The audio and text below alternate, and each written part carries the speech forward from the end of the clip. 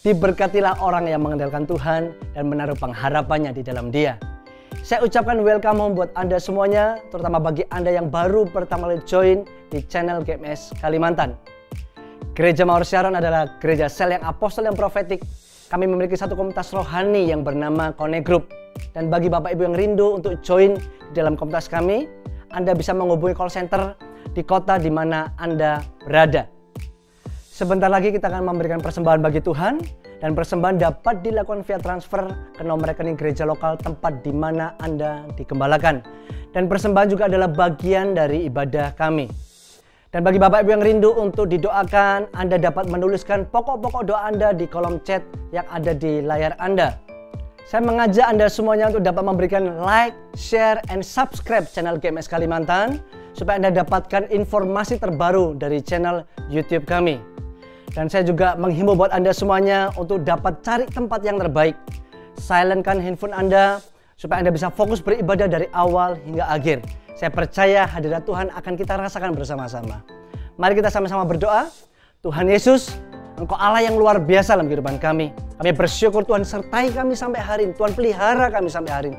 Tuhan lindungi kami sampai hari ini. Dan sebentar kami akan memulai ibadah kami. Siapkan hati kami ya Tuhan. Biar kami bisa fokus mendengarkan firman-Mu. Kami diubahkan, kami dipakai oleh Engkau dengan cara yang luar biasa. Dan kami juga mau memberikan persembahan. Tuhan juga pakai persembahan kami untuk membangun kerajaan Allah yang begitu luar biasa atas kota, atas bangsa di mana kami berada. Terima kasih ya Tuhan. Kami siap untuk memulai ibadah kami pada hari ini. Hanya di dalam nama Tuhan Yesus kami berdoa dan mengucap syukur. Haleluya. Amin. Amin.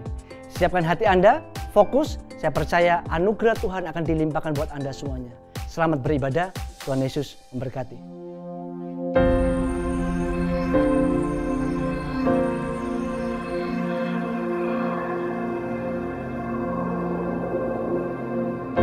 Orang yang suka memuji akan kuat roh doanya.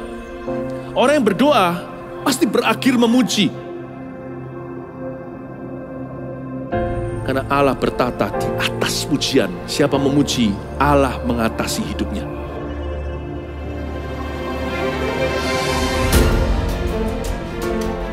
The Year of Praise, tahun pujian menjadi sebuah petualangan yang tiada dua. Menjadi sebuah pelajaran hidup yang langsung dari Kristus. Menjadi sebuah pengalaman yang indah. Waktu kita memuji Tuhan, seluruh kerajaan itu berdiri di sampingmu. Waktu kita memuji, seluruh kerajaan Allah dan kereta-keretanya yang tidak kelihatan berkuda dan berapi-api itu berada di kanan kiri. Semakin fisik kita lemah, roh kita semakin memuji Tuhan. Semakin jasmani kita terbatas, semakin rohani kita tidak boleh dibatasi.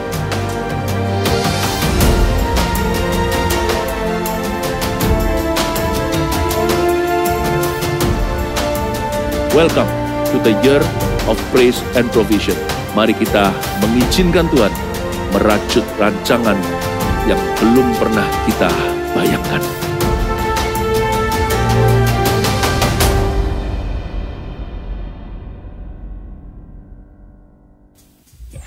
Apakah Anda siap memuji dan menyembah Tuhan? Dimanapun Anda berada, mari kita beri yang terbaik bagi Dia. Come on, shake.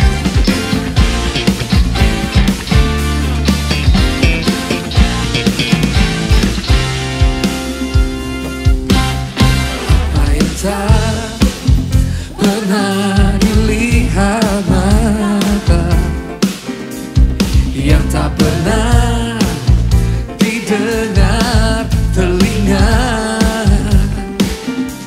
yang tak pernah timbul di dalam hati, semua disediakan bagi yang mengasihi Dia.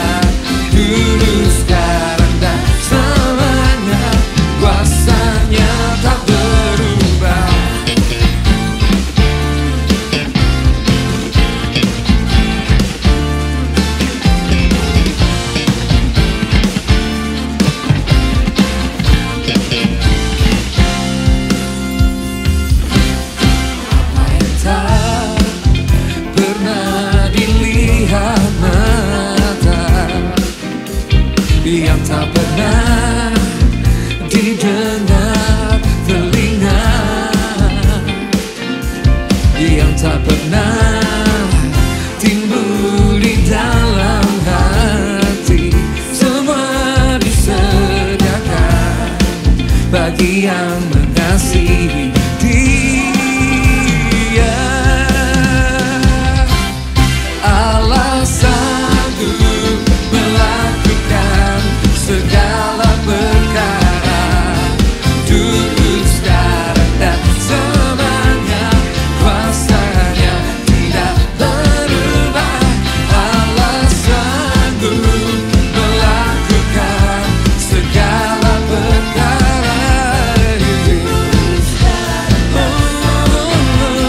Kuasanya tak berubah. Come on, music.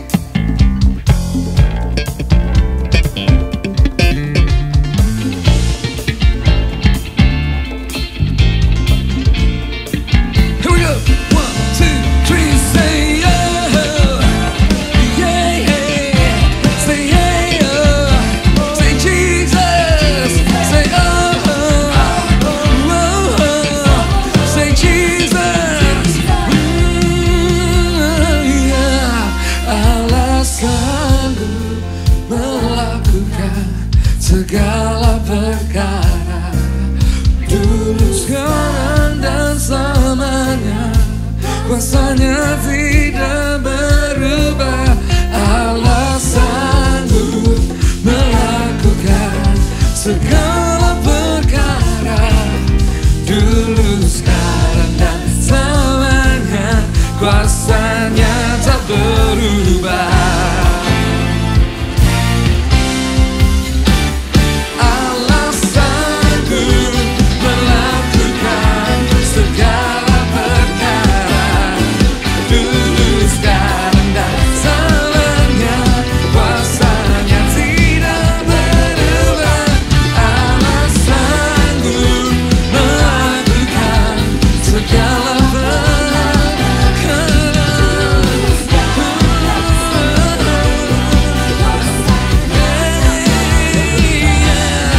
dulu, sekarang, dan selamanya. Kuasanya tak berubah. Dulu, sekarang, dan selamanya. Kuasanya tak berubah.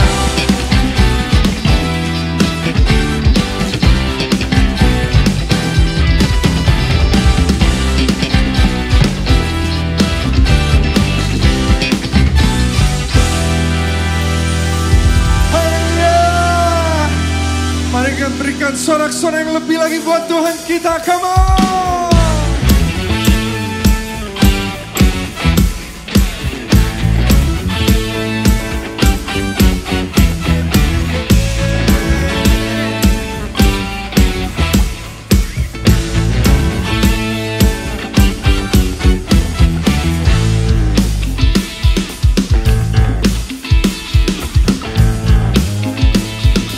Bersama nyanyikan.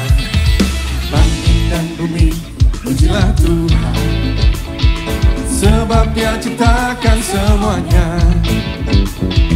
Keagungannya mengatasi langit bumi, sebab sujud di hadapannya.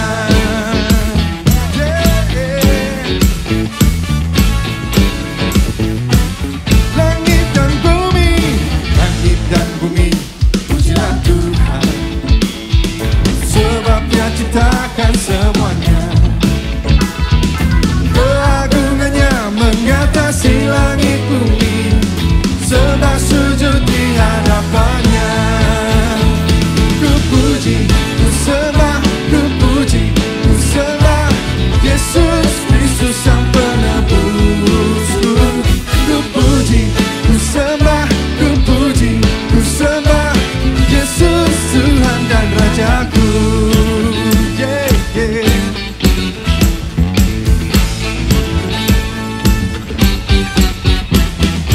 Langit dan bumi, pujilah Tuhan, sebab Dia ciptakan semuanya. Keagungannya mengatasi langit bumi, sebab sujud di hadapannya. Ku puji, ku sembah, ku puji, ku sembah Yesus Kristus Sang Penebusku. Ku puji, ku sembah, ku puji, ku sembah Yesus Tuhan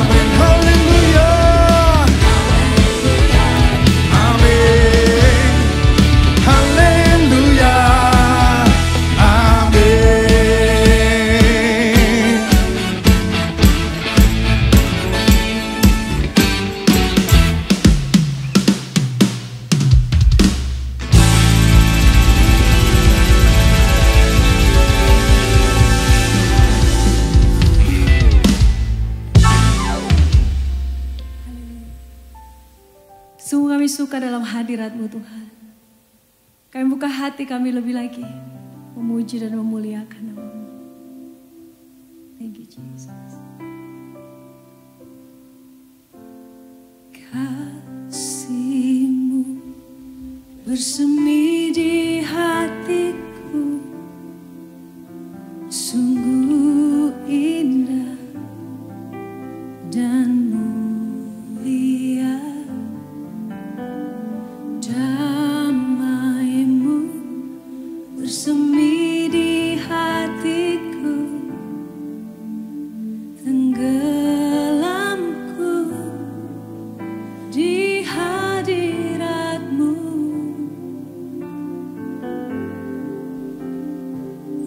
Engkau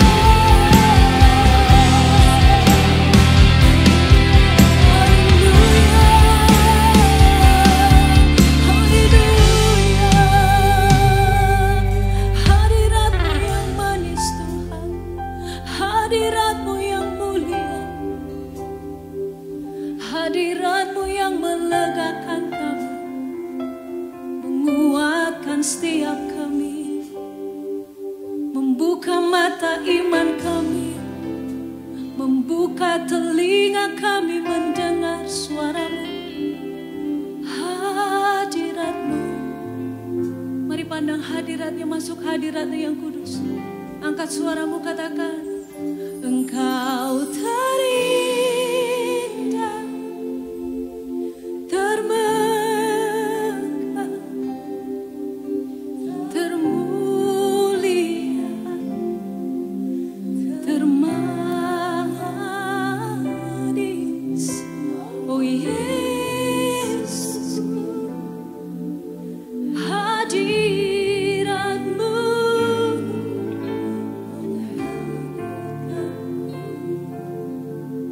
bawaku dekat padamu. Engkau terindah Tuhan, Engkau terindah, termegah. Hadirat-Mu adalah harta yang paling berharga untuk hidup kami Tuhan. Hadirat-Mu lah segalanya untuk hidup kami. Hadirat-Mu lah kehidupan kami Tuhan. Amin. Hadirat-Mu menghanyutkanmu, bawaku dekat padamu, bawaku dekat, bawaku dekat padamu. Oh, bawaku dekat padamu.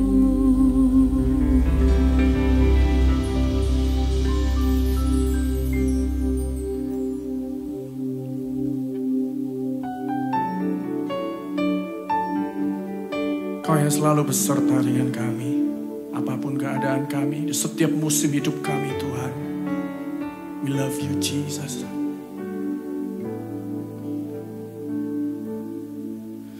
Ku dengar tentang-Mu, Immanuel. Ku dengar firman-Mu, Immanuel.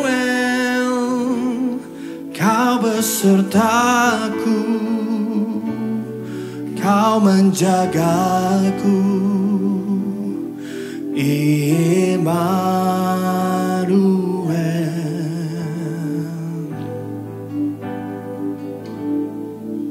Dalam kehidupanku, Kau sertaku.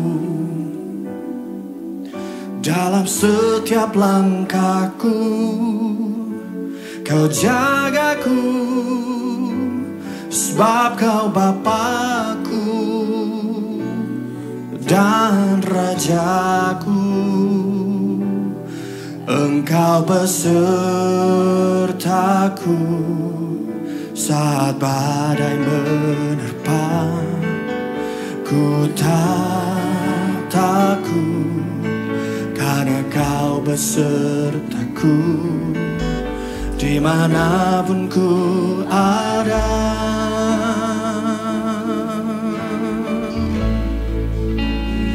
Kasih buat kasih-Mu, terima kasih buat cinta-Mu. Ku tak mau, ku tak mampu jauh dari-Mu.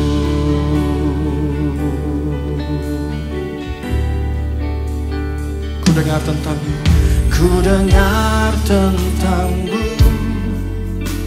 Immanuel. Ku dengar firman-Mu, Immanuel.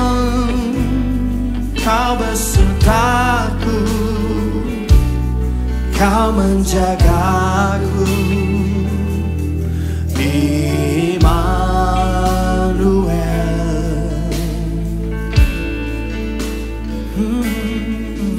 dalam kehidupanku, Kau sertaku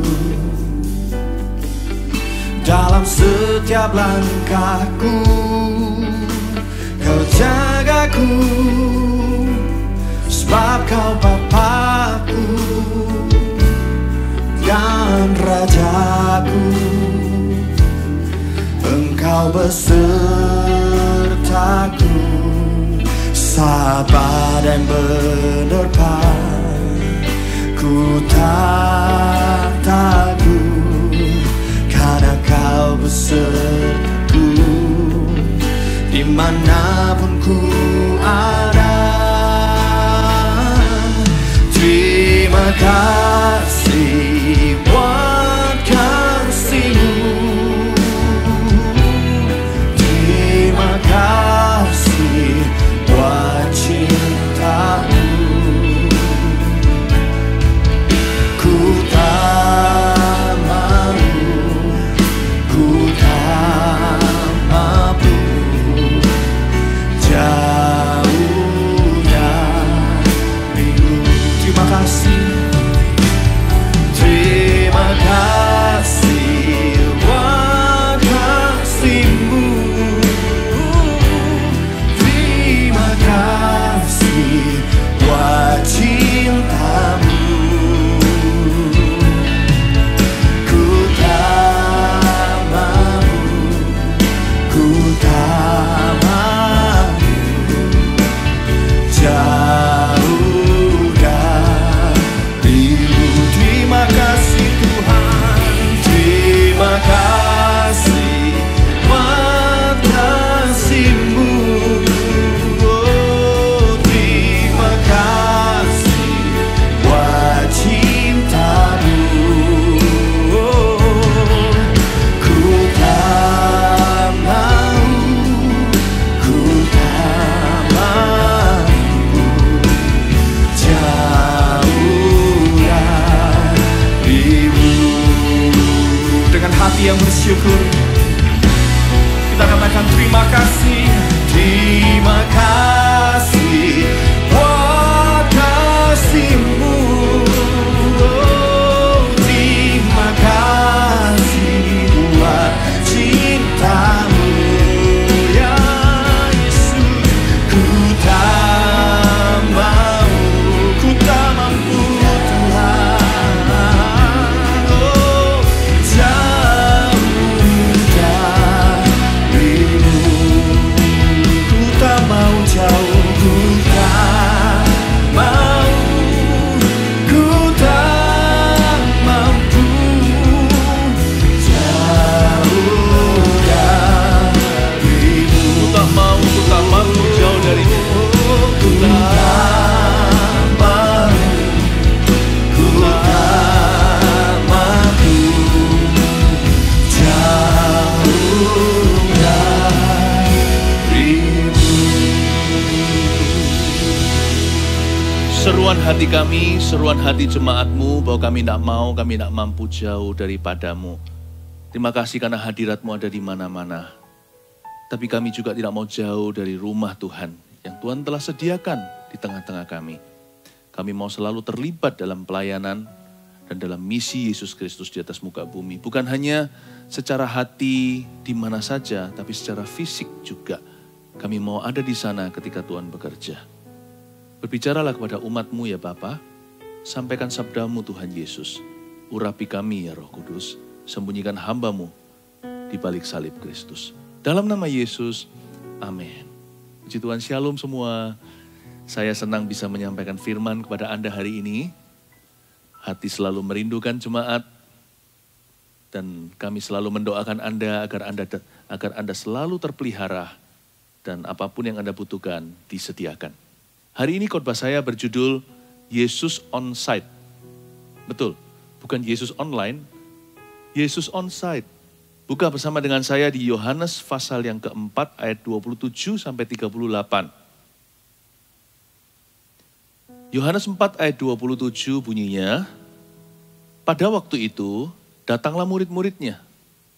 Dan mereka heran bahwa ia sedang bercakap-cakap dengan seorang perempuan. Tetapi tidak seorang pun yang berkata, apa yang kau kehendaki atau apa yang kau percakapkan dengan dia. Maka perempuan itu meninggalkan tempayannya di situ, lalu pergi ke kota dan berkata kepada orang-orang yang di situ, "Mari, lihat, di sana ada seorang yang mengatakan kepadaku segala sesuatu yang telah kuperbuat. Mungkinkah dia Kristus itu?" Maka mereka pun pergi keluar kota lalu datang kepada Yesus. Ceritanya begini, Yesus bercakap-cakap dengan seorang perempuan Samaria dekat sebuah sumur. Murid-muridnya kemana? Kalau Anda baca ayat-ayat sebelumnya di ayat 8 dikatakan sebab murid-muridnya telah pergi ke kota membeli makanan. Yesus dalam perjalanan Samaria itu kurang lebih di tengah. Yesus mau pergi dari ujung ke ujung, sedang traveling. Lalu kelaparan, haus lagi. Lalu murid-muridnya kan ada 12. Mereka selalu beserta Yesus kemanapun Yesus pergi. Lalu mereka pergilah memberi makanan. Dan zaman dulu peradabannya beda dengan hari ini. Nggak semuanya ada restoran. Jadi mereka harus pergi jalan kaki, belum ada kendaraan. Tapi pertanyaan saya adalah mengapa ke-12 muridnya semuanya pergi beli makanan? Emangnya mereka mau bawa pulang buffet gitu? Atau sebuah banquet?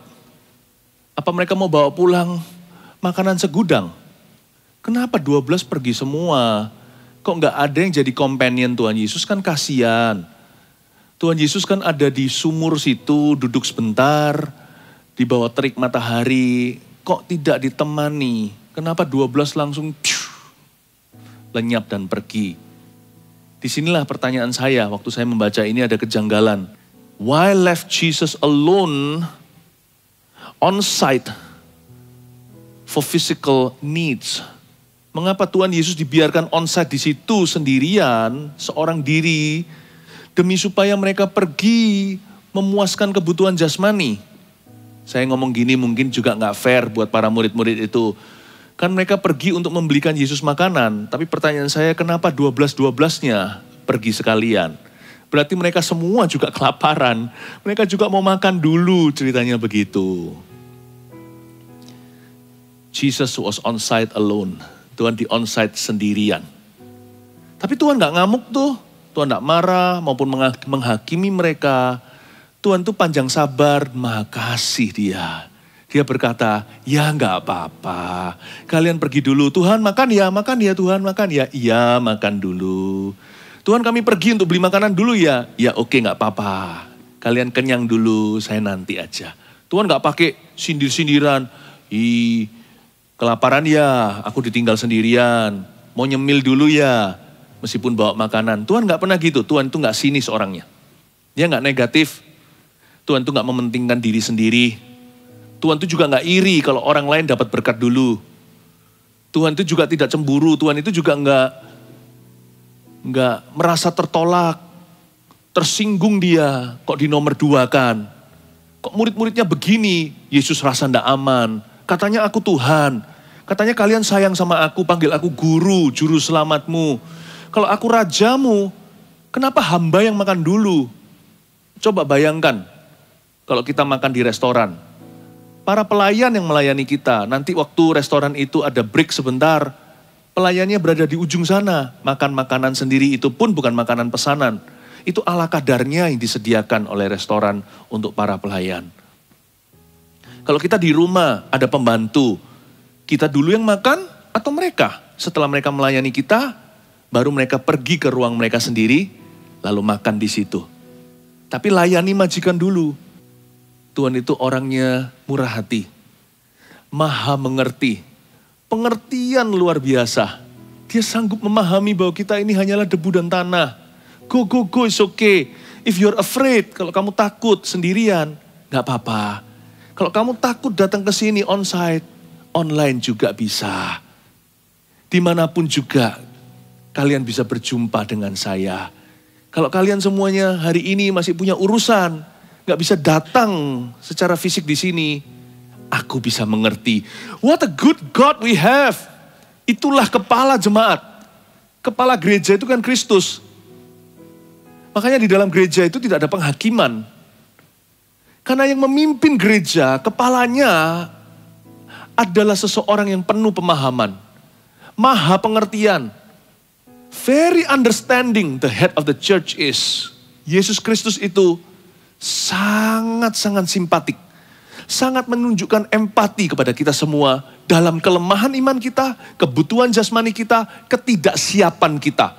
Yesus bisa mengerti. Tapi saya yang gak puas diberikan sekedar pengertian. Karena saya mau menyenangkan Tuhan. Saya mau menangkap isi hatinya. Saya mau mengikut tapak kakinya. Jejak-jejaknya. Saya gak mau jauh daripadanya. Saya ingin menjadi seperti Kristus. Saya ingin untuk melayani Kristus. Saya ingin melakukan kehendaknya dan menyelesaikan pekerjaannya. Gak cukup saya dibelas kasihani.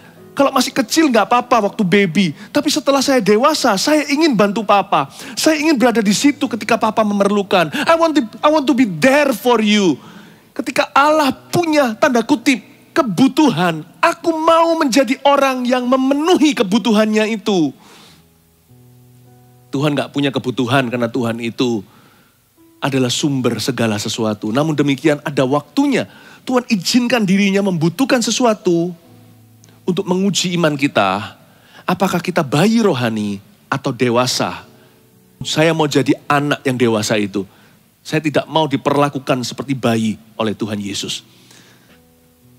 Pada waktu itu datanglah murid-muridnya. Dan mereka heran bahwa ia sedang bercakap-cakap dengan seorang perempuan. Tetapi tidak seorang pun yang berkata apa yang kau kehendaki atau apa yang engkau percakapkan dengan dia. Yesus sedang bercakap-cakap dengan seorang perempuan. Seorang wanita Samaria. Ketika saya baca ayat ini, banyak simbolisme terjadi.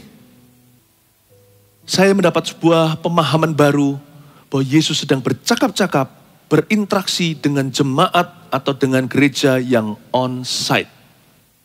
Orang-orang yang hadir, yang ada di lokasi.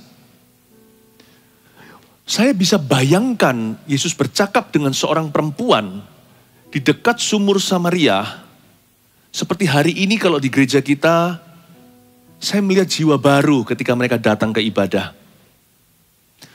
Perempuan yang bercakap-cakap dengan Yesus ini, pertama-tama adalah tentang jiwa baru. Hari-hari ini waktu kita mulai on-site, ketika ditanya oleh greeter yang menyapa jemaat, siapa di sini yang pertama kali hadir di ibadah gereja Mawar Sharon? Banyak yang angkat tangan. Kenapa on-site diadakan? Karena jiwa-jiwa baru ini. Karena mereka perlu rumah rohani. Kenapa Yesus tinggal di lokasi? Karena Yesus Kristus tahu bahwa dia akan segera bertemu dengan seorang perempuan Samaria yang membutuhkan kasih Allah. Dia akan segera berinteraksi dengan seorang jiwa yang dahaga akan firman Allah. Sebagai gembala sidang, ketika saya melihat jiwa-jiwa baru datang di onsite, seperti sebuah peneguhan bahwa gereja kita memulai kebaktian di lokasi. Di sini ternyata ada tujuannya, supaya jiwa-jiwa baru tersebut datang ke rumah Tuhan dan memperoleh firman Allah. Supaya mereka berjumpa dengan Yesus. Makanya pengorbanan semua tim yang sungguh-sungguh mempraktekkan protokol kesehatan tingkat tinggi. Kita nggak main-main soal standar SOP-nya. Kita seriusi dengan segenap hati. Setiap jemaat yang hadir mereka tahu dan melihat komitmen gereja kita untuk kesehatan mereka. Selain itu, perempuan yang diajak Yesus bercakap-cakap, wanita Samaria ini juga secara simbolis berbicara tentang jemaat yang terlantar. Kasihan, mau kemana domba-domba Kristus? Tidak semua domba Tuhan itu tersesat. Tidak semua terhilang. Tapi ada juga domba yang terlantar. Mereka sudah jadi domba. Mereka sudah jadi orang percaya. Tapi mereka tidak di-take care. Rohani mereka tidak terpelihara. Hati mereka haus mencari roti. Roti sorgawi. Mereka mencari mana? Mencari makanan di padang gurun bagi mereka. Tapi mereka juga haus zaman. Mereka mau datang ke rumah Tuhan. Mereka kemana? Sedangkan mereka haus ke gereja. Itulah perempuan Samaria yang ketemu sama Yesus. Makanya Yesus tinggal di sana. Yesus di lokasi untuk tunggu wanita itu. Bedanya dengan anggota CG atau jemaat kita yang sudah bersel group atau berconnect group, karena sudah terhubung dan diberi makan, mereka sudah puas atau kenyang hubungan, nggak onsite pun nggak apa-apa. Karena mereka sudah dikenyangkan. Dan mereka kenal seseorang, minimal seseorang kenal mereka. Mereka terhubungkan, mereka tidak sendirian. Jadi sekalipun online saja, mereka hidup dan bisa survive alias bertahan. Tapi tidak semua gereja punya cell group. Jadi kalau kita mau hidup bagi jemaat kita saja yang sudah ada, tidak memiliki hati Yesus untuk jiwa-jiwa, nggak perlu onsite sih. Karena Yesus itu Immanuel, dia ada di mana-mana. Siapa bilang kalau kita onsite baru ketemu Yesus? Tuhan bisa hadir di mana-mana. Kalau kita mau hidup untuk jemaat kita sendiri, online saja nggak apa-apa. Tapi kalau kita punya hati bagi jiwa-jiwa, kalau itu bicara memenangkan seorang perempuan Samaria yang perlu ditemui di sebuah lokasi, maka onsite adalah sebuah misi. Dan harus ada yang menunggu dalam hal ini, dalam cerita ini. Yesus seorang diri dia tunggu. Nggak ada yang menunggu bersama dengan dia, Tuhan sendiri yang menanti. Karena setiap jiwa berharga, Tuhan mati untuk setiap jiwa baru. Tuhan mati untuk setiap domba-domba yang terlantar, tak punya rumah. Gereja Mawar Sharon, saya sebagai gembala, juga punya komitmen yang sama. Kami akan tunggui perempuan Samaria itu.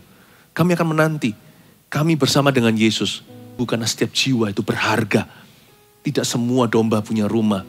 Setiap jiwa baru itu Yesus mati bagi mereka. Beda dengan anggota cell group atau jemaat connect groups. Anda sudah dipuaskan dengan hubungan. Mereka tidak. Jiwa baru itu tidak kenal Tuhan. Sebagian mereka kenal, tapi mereka tidak punya rumah yang pas bagi mereka. Apalagi di zaman pandemi, mereka tidak menemukan gereja yang bisa menggembalakan mereka. Maka hati saya dan hati Kristus tertuju kepada mereka. We're waiting for you here. Ayat yang ke-28. Maka perempuan itu meninggalkan tempayannya di situ. Begitu lugu ya ditinggal tempayannya di sana. Saking senangnya gitu. Dia meninggalkan sebagian daripada hatinya di sana. Karena dia terjamah ketemu Yesus di situ. Lalu dia pergi ke kota dan berkata kepada orang-orang yang di situ. Mari lihat, di sana ada seorang yang mengatakan kepadaku segala sesuatu yang telah kuperbuat. Mungkinkah dia Kristus itu? Maka mereka pun pergi keluar kota lalu datang kepada Yesus. Ayat 29 sekali lagi. Mari lihat. Dia saking girangnya tempayan ditinggal di situ. Padahal tempayan itu untuk ambil air. Itu masanya paceklik, kekeringan. Dan zaman itu belum ada yang namanya air langsung PDAM ke rumah. Mereka harus ambil dan timba. Dan dia taruh di sana itu kan untuk kelangsungan hidupnya. Dia taruh di sana karena dia begitu sukacitanya. Sukacita apa? Sukacitanya menemukan Yesus Kristus di sebuah lokasi. Ada sukacita tersendiri menemukan Yesus Kristus suatu hari. Dia menemukan Tuhan di sebuah lokasi. Itulah definisi church. Memang betul, sebagai terang dan garam kita nggak punya tembok. Terang itu nggak bisa dihalang. Namun demikian, sebagai family, keluarga, banner-banner atau panji-panji suku-suku Israel, gereja punya tembok. Bukan sebagai tembok pemisah, tapi tembok penjaga. Namanya tembok penggembalaan. Dan wanita ini mendapat penerimaan dan dia berkata, mari lihat kepada semua kawan-kawannya di situ. Dia menunjuk ke sebuah lokasi. Ada seorang yang mengatakan kepadaku segala sesuatu yang telah kuperbuat. Di situ Tuhan bicara ke dalam hidup saya. Gak pernah hidupku itu serame ini dengan firman. Selalu sepi. Sepi dari visi. Sepi dari penglihatan. Firman pun jarang. Tiba-tiba aku merasa diperkaya. Aku datang ke sana dekat sumur itu. Bukan airnya. Bukan rundown program acaranya. Tapi ada hadirat Allah. Ada sesuatu yang rohani yang saya gak bisa jelaskan. Yang masuk ke kehidupan saya. Seperti ada Allah langsung berbicara di dalam hidupku. Baik mengoreksi maupun melengkapi, menasihati. Someone is speaking into my life ultimately. Pada akhirnya haleluya. Seseorang berbicara ke dalam hidupku dalam nama Allah. Dia merasa seperti sesuatu dihidupkan di lokasi itu. That is church. Itulah gereja. Sukacitanya menemukan Yesus di sana. Bukan hanya itu, dia langsung pergi kemana-mana beritahu, mungkinkah dia Kristus itu? Maka mereka pun pergi keluar kota. Lalu berbondong-bondong orang datang kepada Yesus. Siapa bilang pandemi ini masa menabur? Pandemi ini masa menuai juga. Karena banyak jiwa membutuhkan Tuhan. People need the Lord. People need the Lord. People need the Lord. At the end of broken dreams, people need the Lord. Manusia butuh Tuhan. Manusia perlu Tuhan. Di ujung mimpi buruk seseorang. Di ujung impian yang hancur. Manusia menyadari mereka perlu Tuhan Yesus Kristus. Kehadiran gereja adalah untuk itu. Kalau untuk makan secara pribadi, saya nggak perlu ke gereja. Online saja. Kalau untuk diri sendiri, pikiran bukan misi, bukan untuk jiwa-jiwa, kehadiran di community, tutup pun nggak masalah. Karena firman Tuhan tersebar kemana-mana. Tetapi kehadiran gereja secara fisik tidak bisa digantikan dengan apapun juga. Secara fisik, gereja diperlukan. Kalau kita berbicara untuk diri sendiri, hanya untuk makan pribadi, di mana saja bisa. But I must be here for them.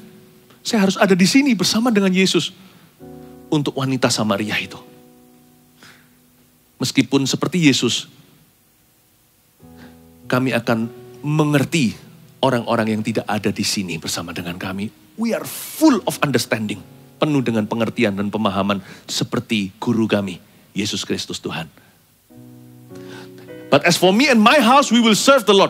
Tapi aku dan seisi rumahku, kami akan melayani Tuhan. Tapi kami akan ada di sini. We will be here with Jesus for them. Kita akan ada di sini bersama dengan Yesus untuk mereka.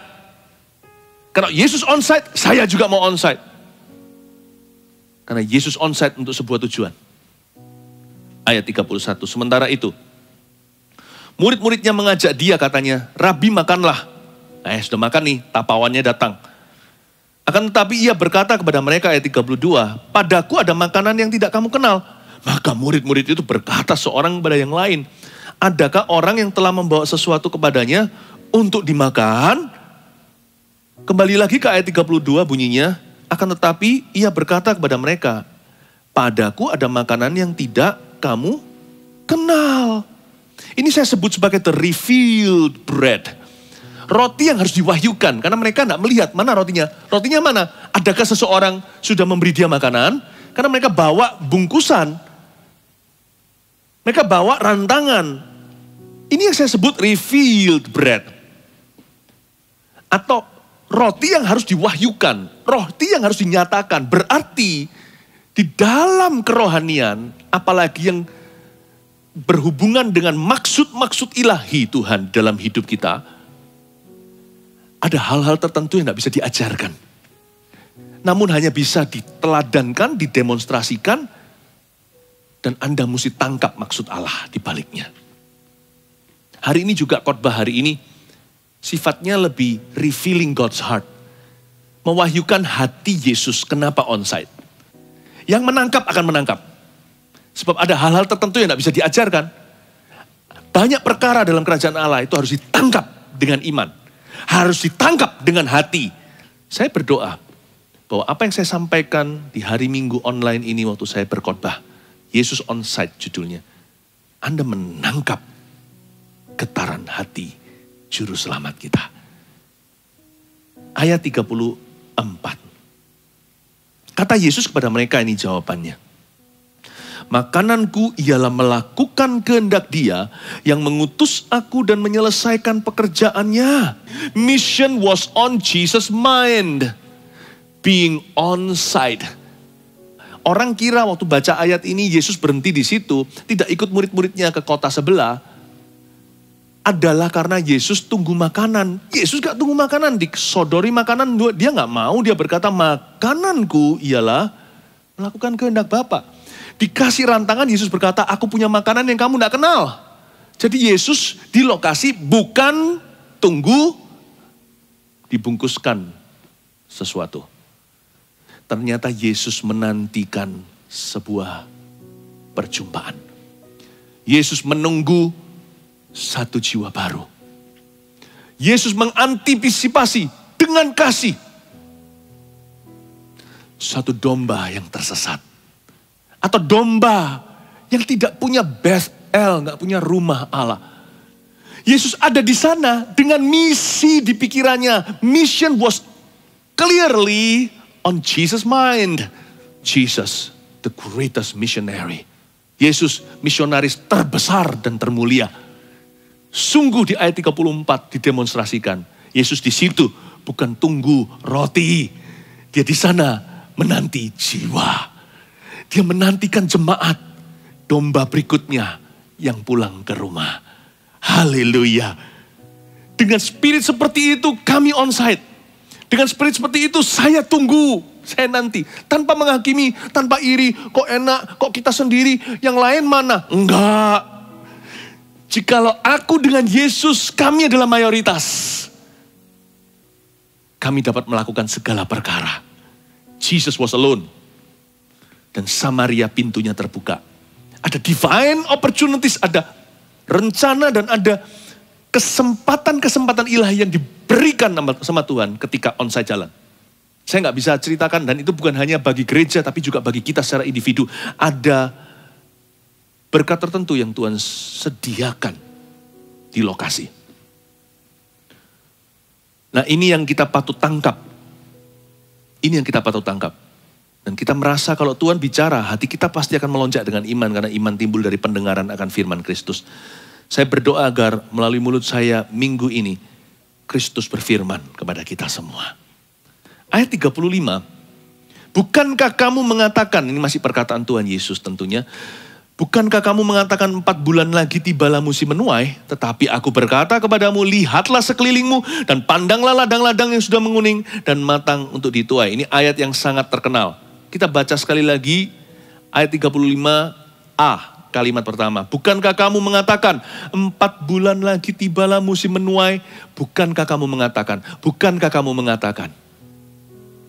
Kita patut untuk menantang pikiran sendiri. Let's challenge our thoughts. Our fears and our worries, our anxieties. Mari kita tantang pikiran sendiri. Nggak tentu pikiran kita benar soalnya. Biarkan disaring sama firman. Mari kita tantang pikiran kita, rasa takut kita, khawatir kita, rasa cemas gelisah kita. Yang tidak tentu teruji, apalagi terbukti. Kita kadang-kadang memikirkan takut nanti kalau kita onsite datang ke gereja nanti tertular virus. Atau wabah.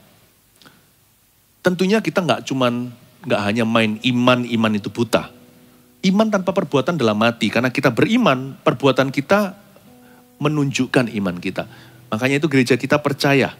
Bukan hanya percaya kesembuhan, kita percaya kesehatan, kita percaya pemeliharaan. Makanya itu protokol kesehatan, SOP super tinggi sesuai dengan anjuran pemerintah. Ketika masuk datang ibadah, masker sama sekali tidak dibuka. Termasuk semua yang melayani di depan sini.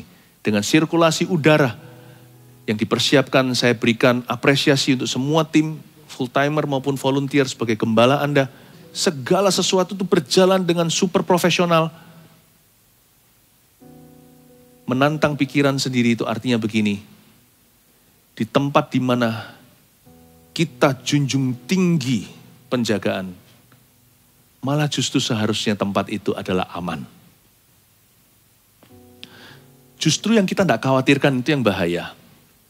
Ketika kita lengah, entah kita di mana di luar sana, lalu kita tidak menerapkan protokol yang ada. Lalu setelah itu kita copot perlindungan di wajah. Lalu kita berlama-lama di sana. Kemungkinan besar bukan terjadinya di gereja. Kecuali apabila gereja tersebut lalai dan lunglai. Suatu saat muncul sebuah kalimat, saya nggak berani mengaku bahwa ini dari Roh Kudus. Tapi at least it's wisdom speaking in me. Paling tidak itu adalah sebuah hikmat yang berbicara di hati saya. Kalimatnya bunyinya begini, berani ke Bali kok nggak berani ibadah.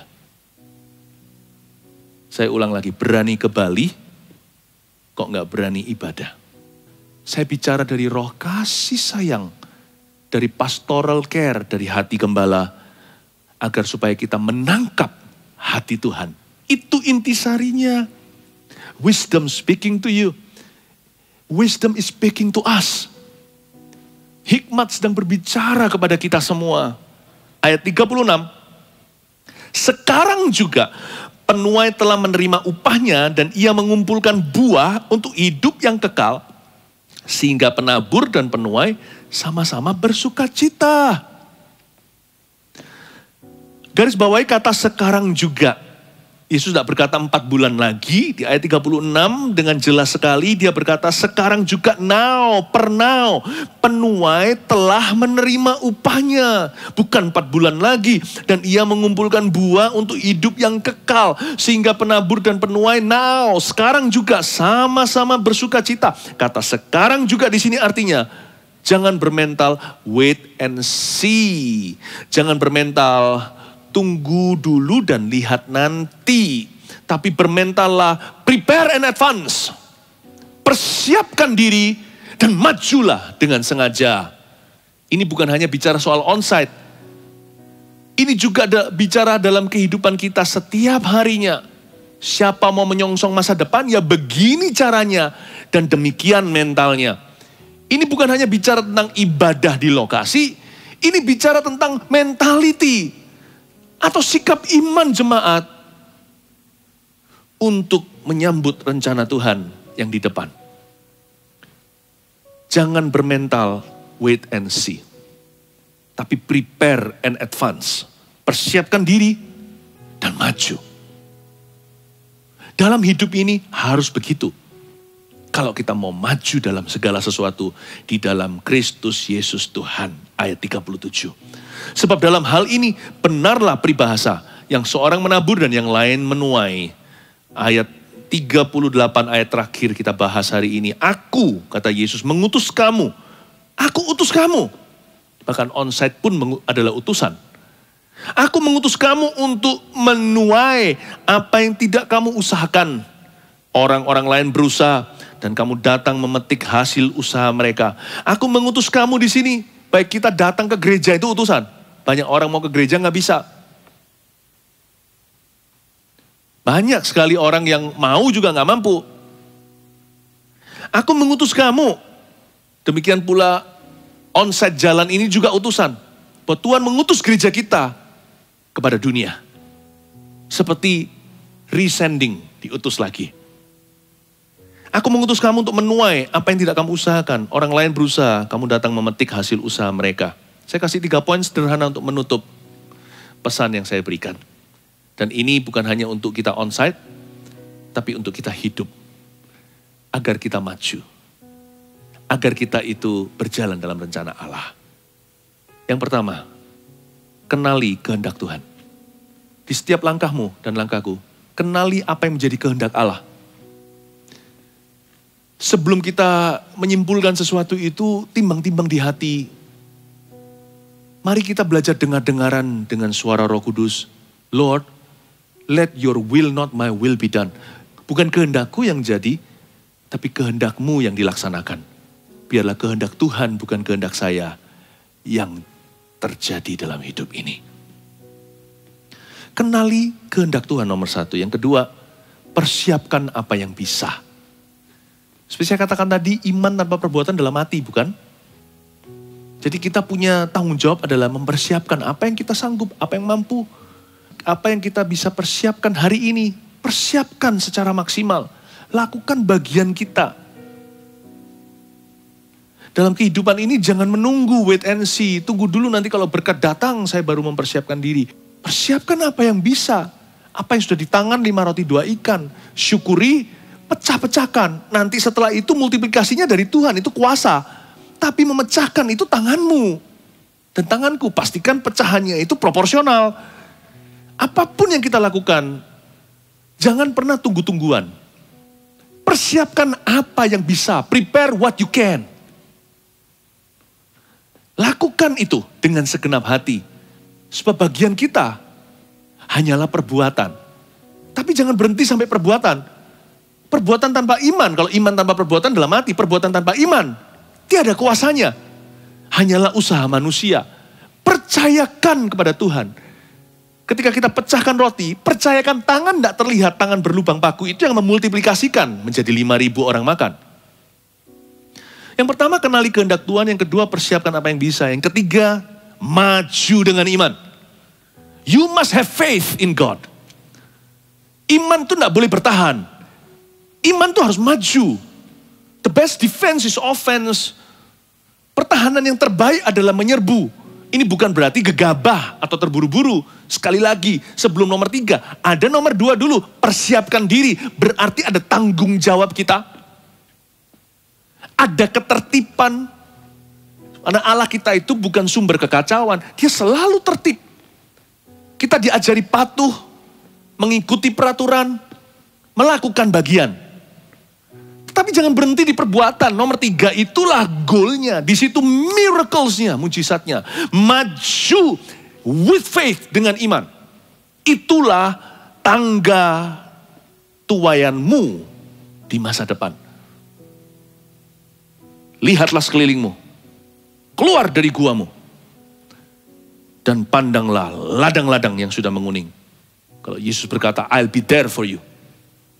Kita jawab dia. Then we will be here with you. Kita akan berada di sini. Bersama-sama dengan engkau. Ya Tuhan. Yesus on-site. Saya on-site. Kami on-site. Dan kami akan menunggu Anda semuanya on-site. Tapi di online ini, Immanuel, Yesus beserta. He loves you. He cares for you. And He is able to touch you right now. Dan Dia sanggup untuk menjamah Anda sekarang. Di mana Anda berada. Menjawab kebutuhanmu. Menyembuhkan yang sakit. Menguatkan yang lemah.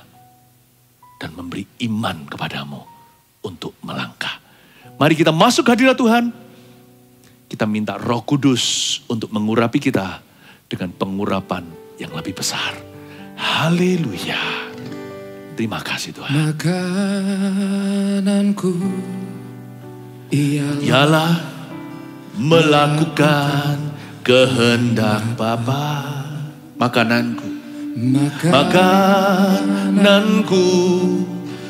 ialah menyelesaikan pekerjaannya sampai ku dapatkan mahkota kemuliaan dan memerintah bersama Dia.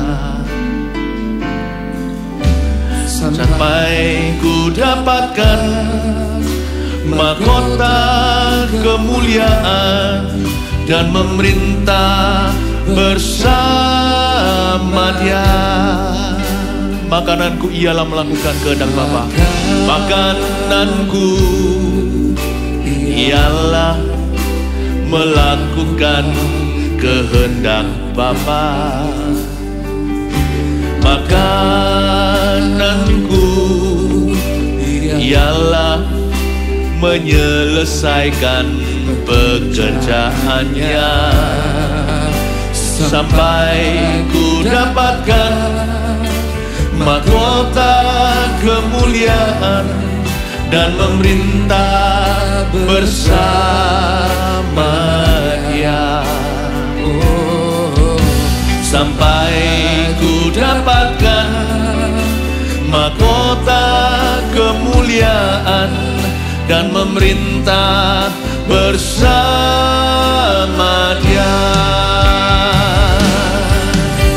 Sampai ku dapatkan mahkota kemuliaan dan memerintah bersama Dia. Sampai ku dapatkan mahkota kemuliaan dan memerintah bersama Dia. Sampai ku dapatkan mahkota kemuliaan dan memerintah bersama Dia. Sampai ku dapatkan mahkota kemuliaan dan memerintah bersama Dia, dan memerintah bersama Dia, dan memerintah bersama Dia. Oh, dan memerintah bersama Dia. Worship in this place. Mari kita angkat tangan kita di rumah. Mari kita angkat tangan yang kudus di gereja, sembah Dia. Oramaya senanaya son, memanggil umat Tuhan untuk hadir di sini, untuk menunggu dan melayani setiap jiwa baru dan setiap dombanya yang terlantar. Hadir untuk Tuhan, hadir untuk perempuan Samaria di sumur itu.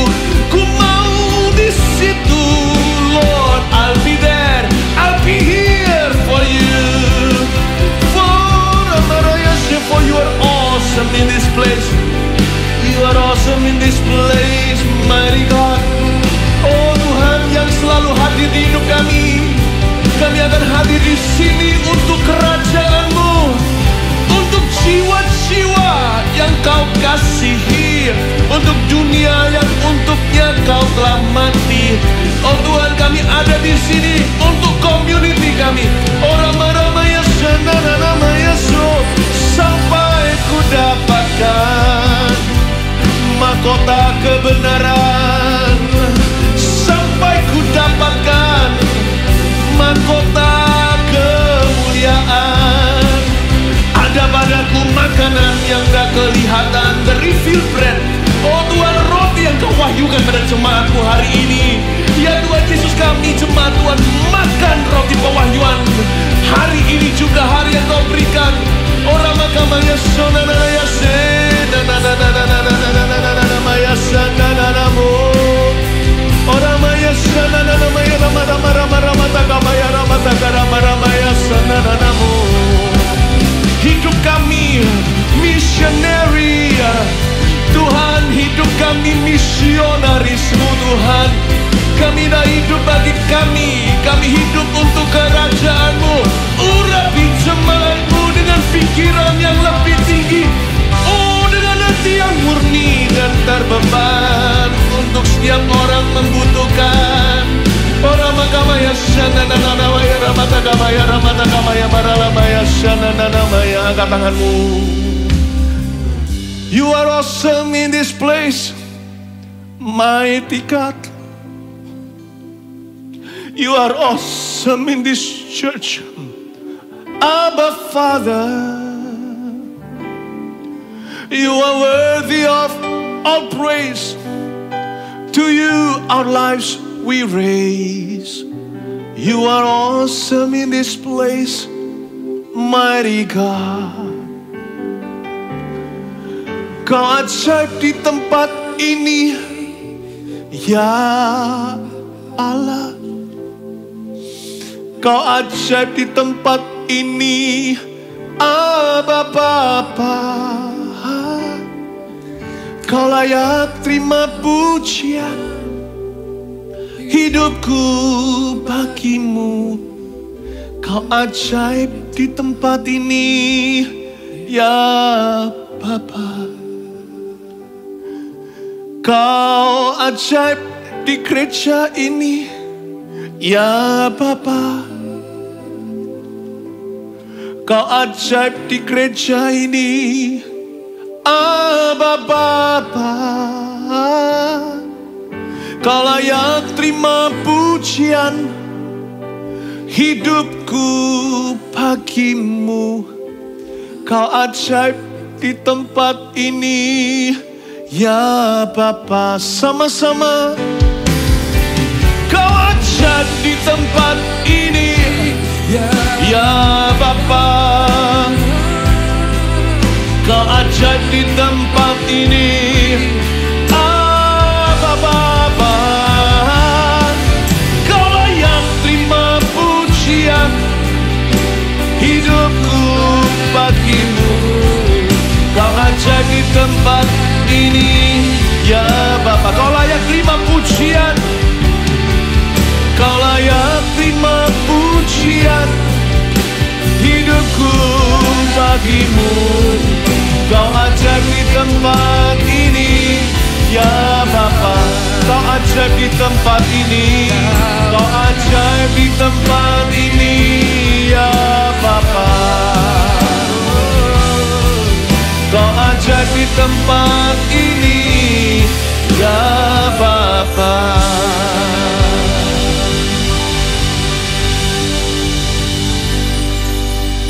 Dari tempat ini saya akan kirimkan doa pengembalaan, doa berkat ini dengan iman ke setiap tempat Anda. Dan kita akan melihat tangan Tuhan bekerja dalam kehidupan jemaat di tahun pujian dan penyediaan ini. Yang pertama Tuhan sediakan adalah iman, agar Anda dan saya bisa melangkah dalam rencananya. Maksud-maksud Tuhan terjadi. Jemaat yang terkasih, mari angkat tangan tinggi-tinggi. Terimalah berkat dari Allah Bapa, Allah Putra, dan Allah Roh Kudus menyertai hidupmu dalam segala sesuatu. Melangkah dengan iman dengan pasti. Karena Tuhan Yesus sudah menunggu dan menanti di depanmu, memberimu masa depan penuh pengharapan. Mari kita masuk dengan iman di dalam nama Tuhan Yesus. Haleluya. Amin. I miss you and I love you. God bless you.